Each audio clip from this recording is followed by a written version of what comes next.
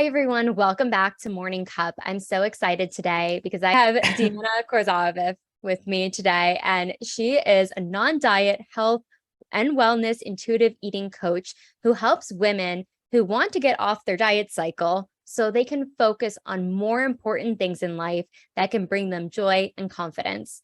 She helps them redefine what health and wellness is without the pursuit of weight loss, counting calories, or restricting. Thank you so much for being here today, Deanna. Thank you. Thank you for having me. Absolutely. We're honored to have you today. And I would love to just, before we dive into what you do, take us through the journey of how you came about to today of your journey of entrepreneurship. Yes. So I've always wanted to get into the realm of health coaching. Mm. I was kind of sitting on the idea for a while as I just gain more knowledge on like what health coaching is about, what it takes to be a health coach. And then I finally did take the plunge in 2019. At the end of 2019, I did get my master's in certified health coaching certificate from the Dr. Sears Wellness Institute. And then I gave myself a long little holiday break because it was a pretty intense 6-month program. Mm-hmm.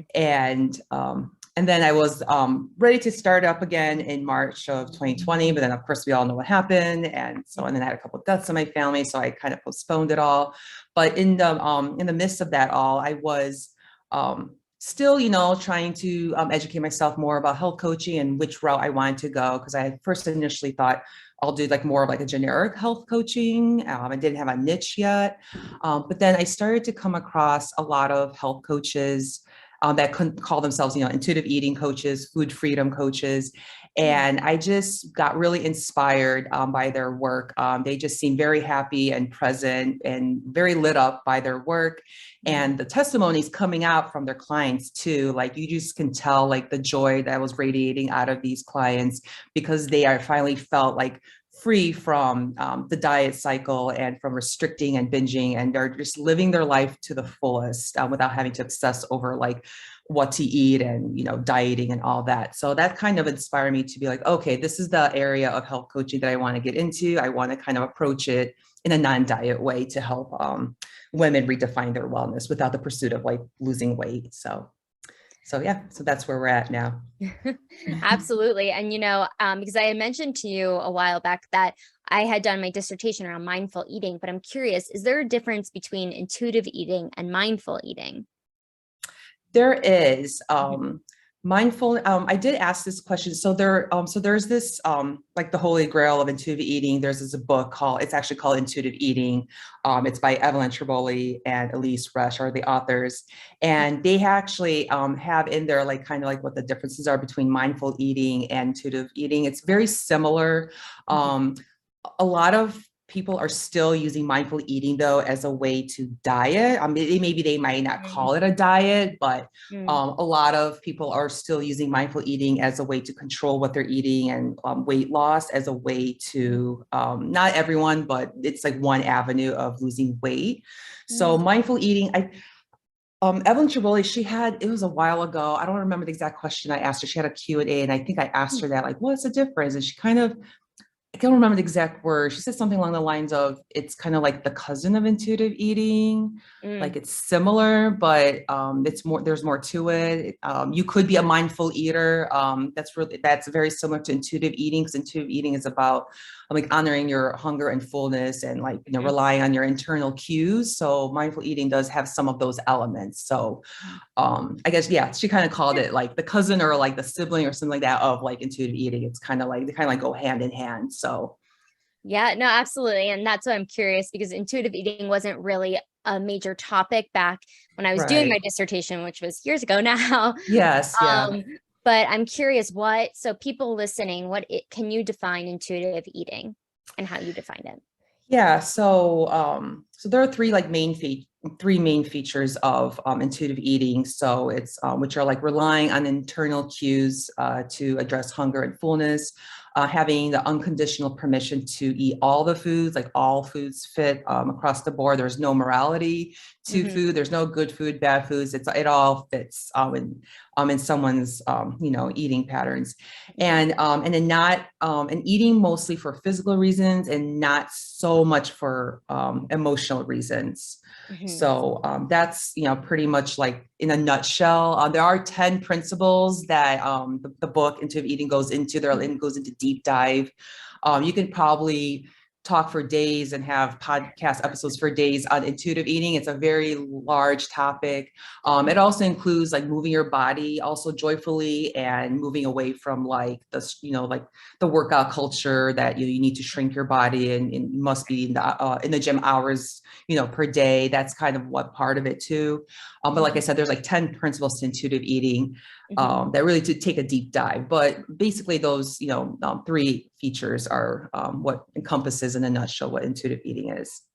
All right. Well, thank you for breaking that down, and definitely get the book if you're listening and want to know more too, because it sounds like it really breaks everything down to a T, because like you said, we could probably be here for hours and days talking about yes, it. yes. That's the book that kind of opened my eyes to like, there's been over 120 studies done that intuitive eating works, like these principles, and they're not to be misconstrued as like a set of diet rules again, because you could fall into that like, okay, like I have to do exactly like what the book says in these principles, and it's not linear. So that's something that the book does remind you of that, but that's something to also keep in mind for people that maybe want to start their intuitive eating journey and move away from dieting. Absolutely. Yes. No. And I think here in America, especially, I can't speak for other cultures, but I know being in America, there's this culture around dieting, especially like when I was growing up in cheerleading and gymnastics, that world, there's a lot of emphasis on body image. And I'm curious, how did you have that like push to be like, okay, I want to really dive deeper into this and learn more? Yeah. So, as I said from the beginning, I did start off as a health coach, hoping to, help women get healthier through all these, like, there's just so much, especially diet culture had kind of made everyone feel like you must have, cut out these certain foods to be healthy. You must do these detoxes and cleansers and all that. But, like I said, like, as I gain more knowledge about like the health coaching field and all the different avenues that you can go to coach women related to their health, I just started to come across more and more about coaches that are helping women, get away from dieting, just at first I was kind of like, no, that I don't know if that's really, I don't know if that's really going to work. But as I dove into more and more and did some trainings and coaching myself, and then especially the book has like so many references to studies that had proven that, yes, intuitive eating does work. There's been over 120 studies. And the one study that really stuck out was that they found that 95% of the diets like don't work and people end up gaining weight back. Right. So that really made me think like, I think they're onto something here, and it just makes sense. And it's true. Like I noticed in my journey, like I've gone on every diet you can think of, and then I did gain weight back. So I do see that, that lived experience that I had, I could definitely apply to what they're talking about. So I thought, this is it. This is what I want to do. This is how I want to approach health with women when I health coach.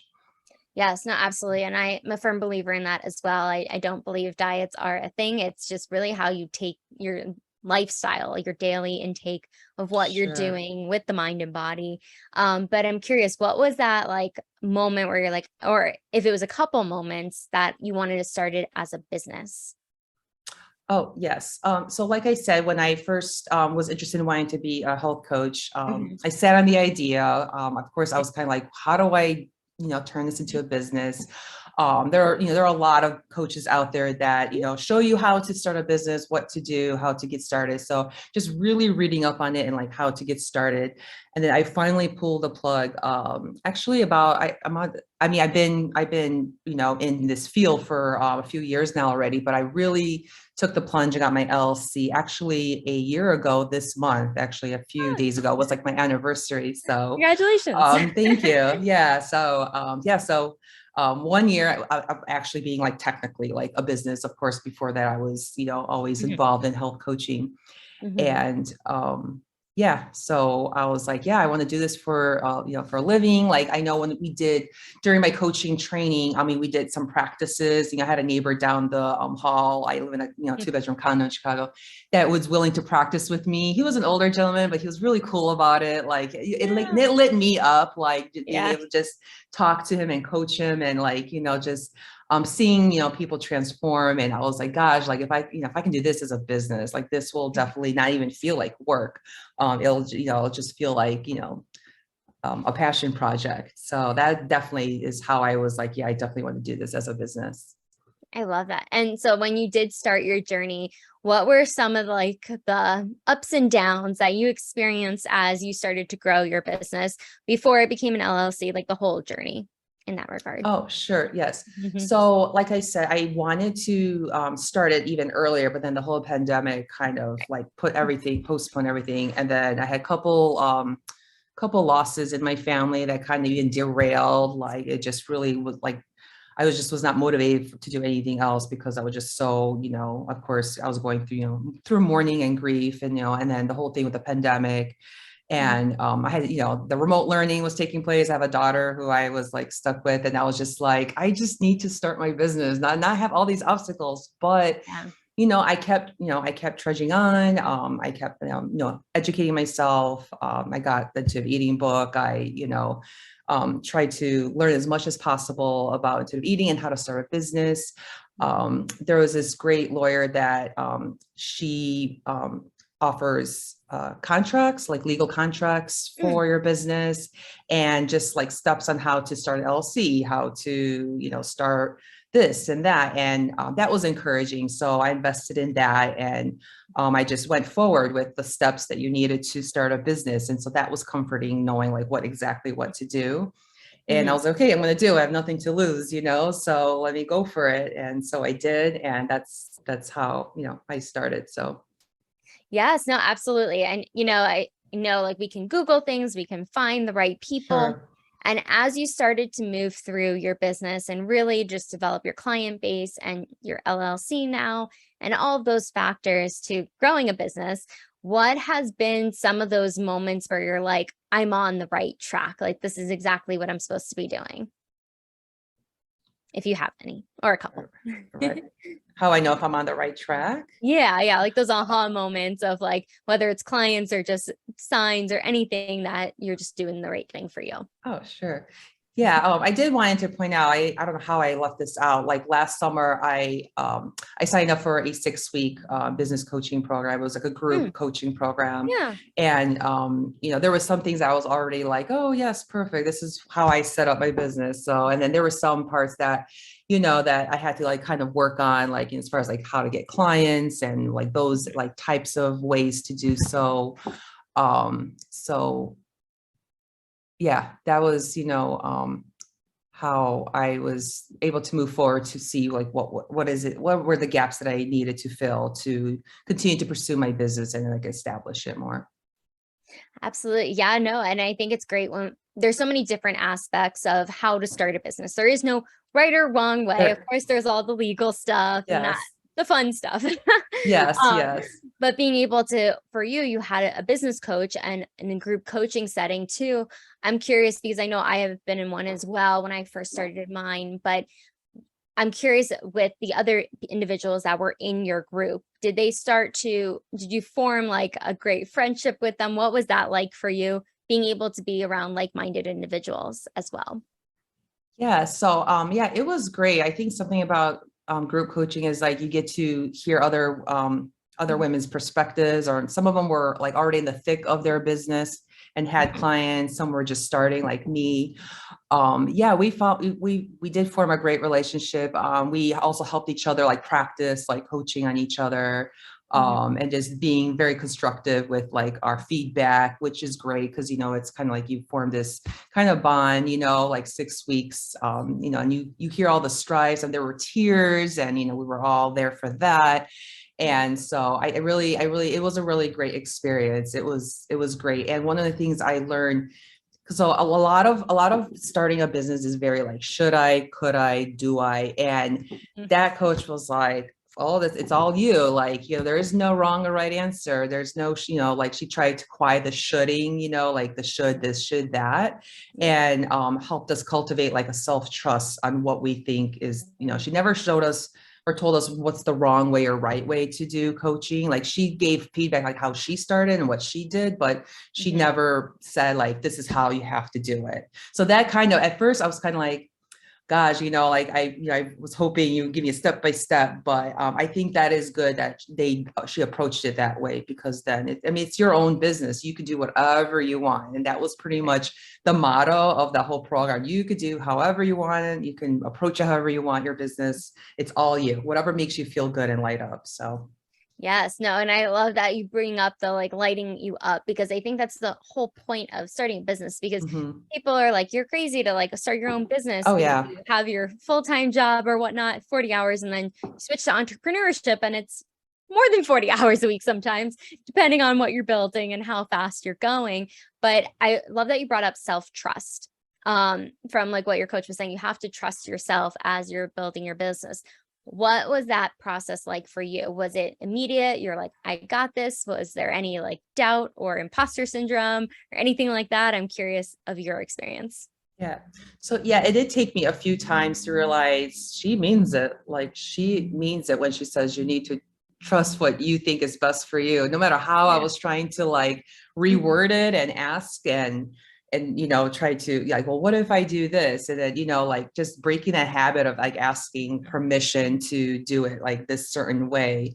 So it took me, a few times, but by the end of the 6 weeks, I got it. It did take like that entire journey to be like, no, she was serious this whole time. Like you really do need to trust yourself when it comes to making decisions on how you want to run your business. So. Absolutely. No, it's so true. It's very true. You don't realize it, especially when you're starting, because it's like a blank page and you get to fill it out. And yeah. It's not something you learn like even in health coaching school. Like they don't teach you how to run a business or start one. Like they're not there for that.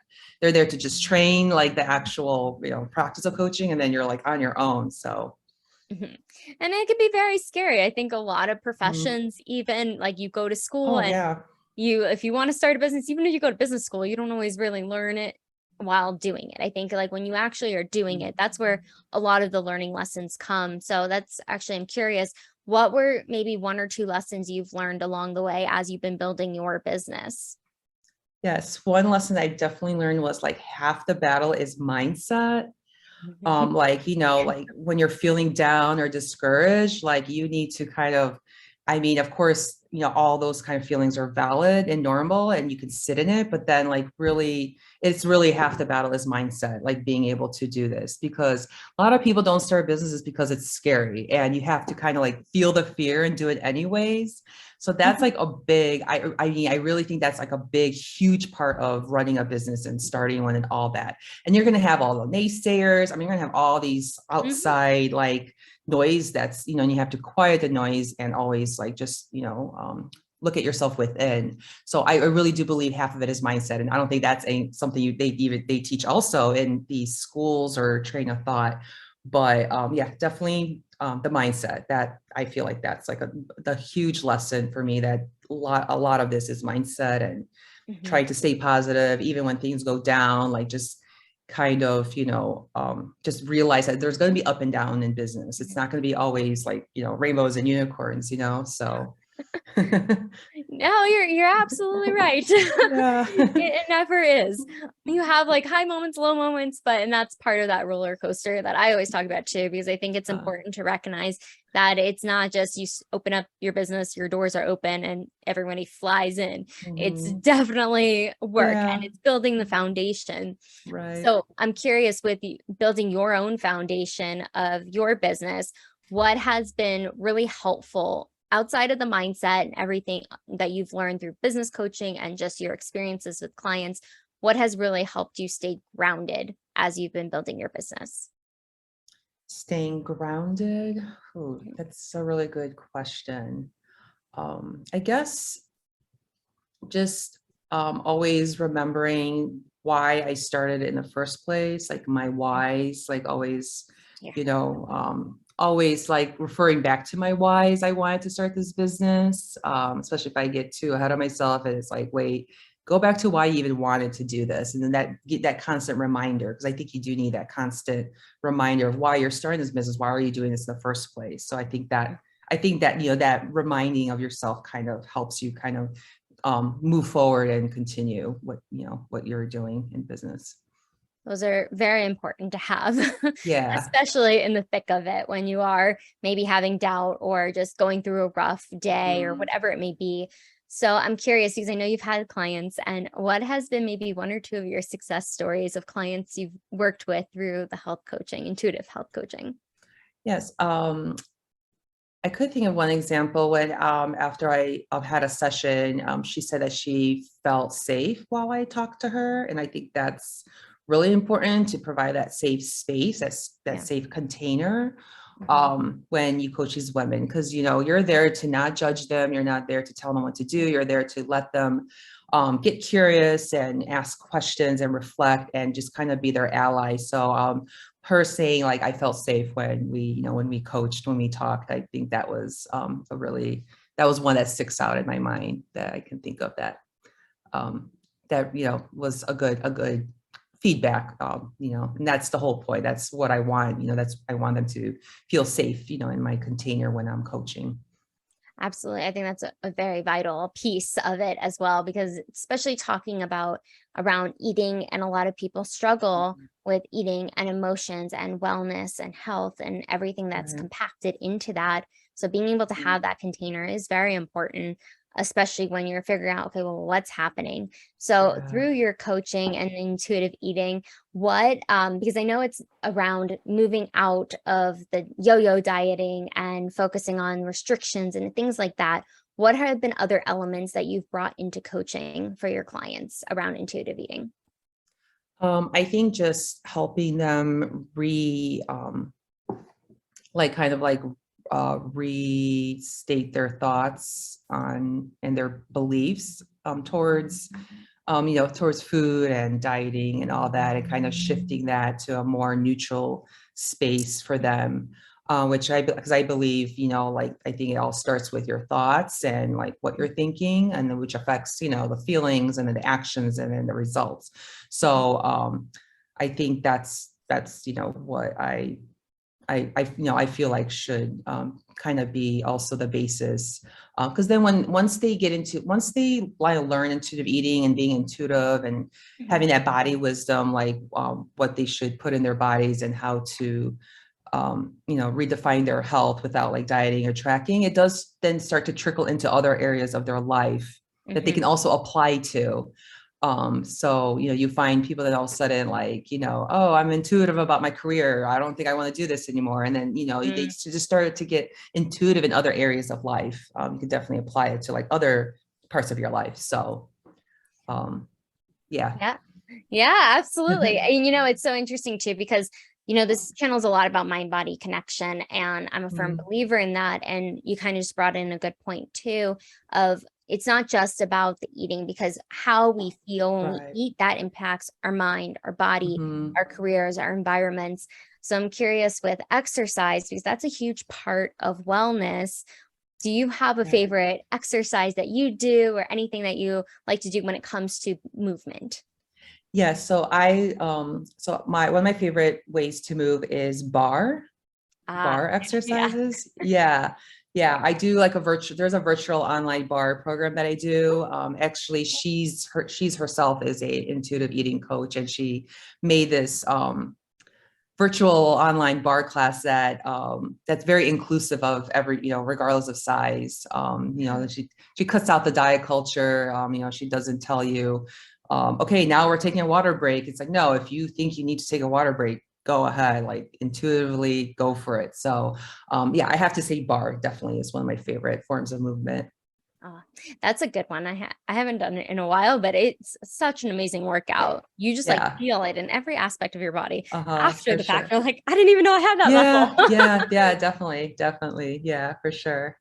And what are some other things that you do when it comes to just really outside of eating and body? Do you do anything around mindset or anything that really helps aid in your coaching, but also just for you in general?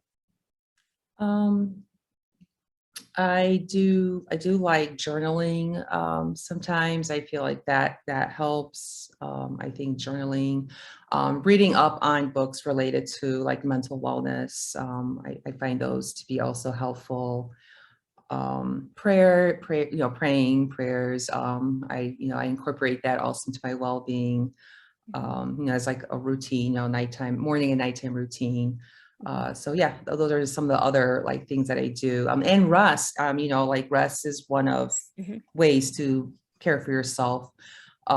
It's, part of my exercise routine too. So I feel rest is important too. And that helps kind of like helps sustain having a exercise routine when you incorporate it or and I've been definitely focusing a lot more on sleep. I've been really trying to make that a priority because when I don't sleep enough, I'm shot the next morning. Like I'm not going to have any not motivation, but not energy to work out. So I do feel a difference when I'm well rested. I can then definitely pursue. But if I'm tired or I had like a late night or maybe someone in my family was sick and I had to stay up, then I'm not going to punish myself or you know get guilty just because I missed a workout. There was legitimate reasons why I did it, so sleep was another one that I'm focusing on too. Yeah, no, absolutely. Like with when it comes to sleep too, it's something that's being talked about a lot more because a lot of Mhm. people wore it as a badge of honor of not sleeping. So like, well, I'm in the hustle culture and this and Definitely. that. But I do like that you brought up the word guilt because a lot of times people feel guilty around not exercising, not eating enough, or eating too much. Mhm. How do you navigate that with your clients?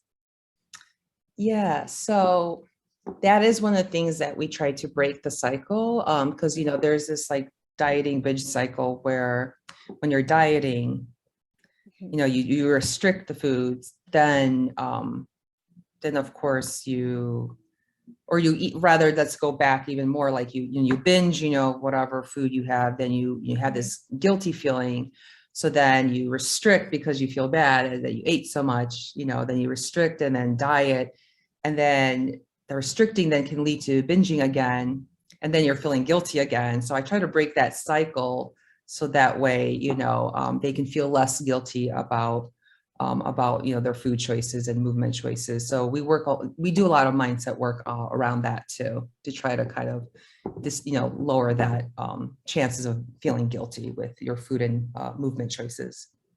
yes, I love that because I do think it's removing the guilt because that allows you to like focus more on the important things and it's a huge piece of mindset. Absolutely. In that regard. And so I'm before we get into the rapid fire questions, I wanted to ask you what are maybe three indicators that somebody might need somebody to work with that is an intuitive health coach? Oh, yes. So if you are done with dieting, you're ready, you're kind of like, okay, I get it. Diets don't work. I've tried them. I want to try to find another way. I even read the book, some people pick up the book, or I've been to some webinars or seminars about, intuitive eating and how to find food freedom. But if they still feel like, yeah, but I really need someone to kind of be like holding my hand through the process, because it's like it's a journey, and I do need some support and accountability, especially if like, there's some noise around them saying that like gaining weight is not acceptable and they're just like naysayers. They may need someone that's like in their corner to help them move through the journey of food freedom and, body image and all that. I feel like that's when a coach would be very beneficial, because they will provide you with like that space, like I said, that safe space, free Mhm. of judgment. They're not going to tell you what to do and, kind of like, strike down and say, do this or that. They're really going to give you that space and opportunity to find your own answers and, help you in that journey. I think which goes beyond just, opening a book and reading about the 10 principles, just helping you implementing those principles is, I feel, would benefit from having a coach like that, an intuitive eating coach. Absolutely. Thank you so much for sharing all of that. I've Sure. been enjoying this conversation. I feel like so many people are going to get so much knowledge from you and your Oh, wealth of knowledge when it hope comes so. to Yeah. absolutely. So with that being said, we're going to jump into the rapid fire questions if you're ready for them. Yeah, let's do it. All right. What motivates you to work smarter? To work smarter. That's a really good question. To work smarter. I think what motivates me to work smarter is if I work smarter, then I will have more like white space in my schedule to do the things that I love to do. So, and who doesn't want to have more time to do the things that they love to do, so, like, outside activities. So that's what motivates me. Oh, I love that. So if you were a superhero, what powers or power would you have? Definitely flying. Being able to fly for sure. And flying, so I always ask this because I get two different answers with it. Do you want to fly because you want to experience like everything outside, or is it more like just so avoiding like lines and having to like wait on an airplane or anything like that, and like Oh, teleporting? I'm just curious because oh, people say both, so I'm just curious. yeah, I think it is a little bit of both. Yeah, Yeah, definitely. Yeah. Yeah. awesome, love it. Two powers in one. Yes. Just getting there. What is the phone app that you use the most? I definitely have to say Instagram for Mhm. sure. Yeah. It's a good one. Yeah. Gets me incredible people on there. Right. What is the last book that you read? The last book, which I'm kind of still in it right now, it's called Self-Compassion by Kristen Neff. Oh, So okay. that's the book. Yeah, another good read around, this topic also Yes, helps. Yeah. she's a really good author. Um, what if you were to have a movie about your life thus far, who would play you? Anne Hathaway, definitely. Yes, I see Yeah. that.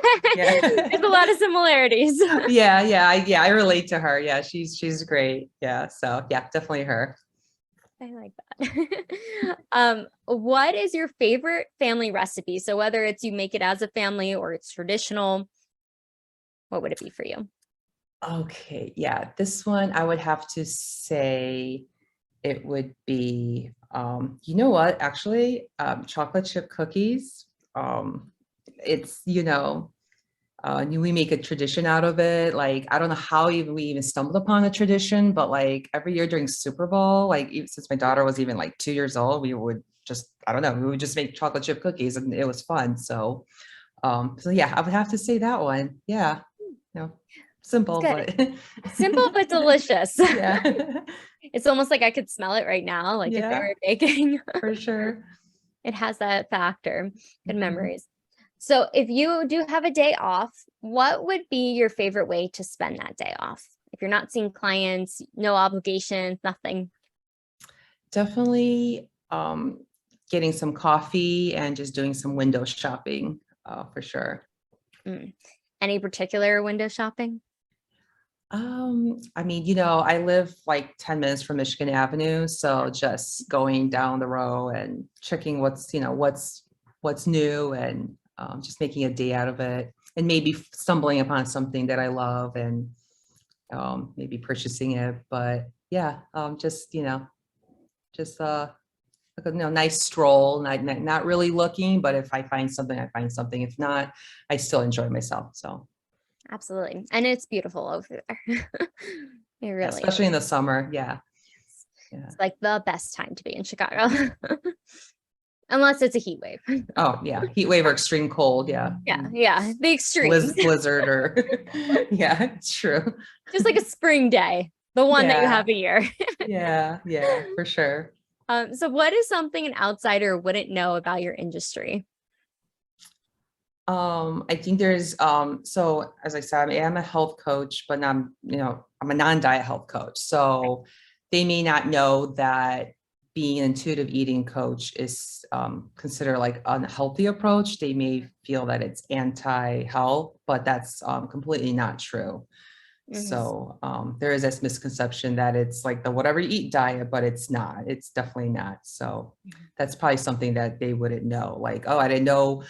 I think there's an assumption that health coaches automatically help people lose weight, like that is their like, kind of connection, but there's more to it. There's, so many different avenues of health coaching, and that's the one approach that I use that they may not really know about and be like, oh, okay, that's cool.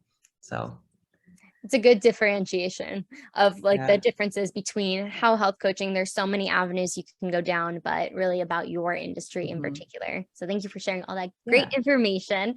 So Deanna, thank you so much for taking the time today to come on here. But before I let you go, final question, promise. Sure. Where can people find you, hire you? We will link everything below, but if you could let us know too. Yes. So you can find me on my website, which is basically my name, DeannaKozarov.com. You'll find me mostly active on Instagram with the same handle. Deanna Kozarov is my handle. I would have to say those are the two main places that I can be found on. Perfect. Well, thank you so much for sharing all your wisdom today. You're We welcome. truly appreciate it. If you got what you got from today from Deanna, please comment below, like, subscribe. We want to hear from you. I'm sure Deanna wants to hear your thoughts as well and what you have to say. So thank you again, Deanna, for coming on. You're welcome. Thank you for having me and giving me the opportunity to talk about this topic and also how I can help women. So absolutely. Appreciate it. All about empowering one another. So thank you again, and we will see you all on the next video. Thank you. You're welcome.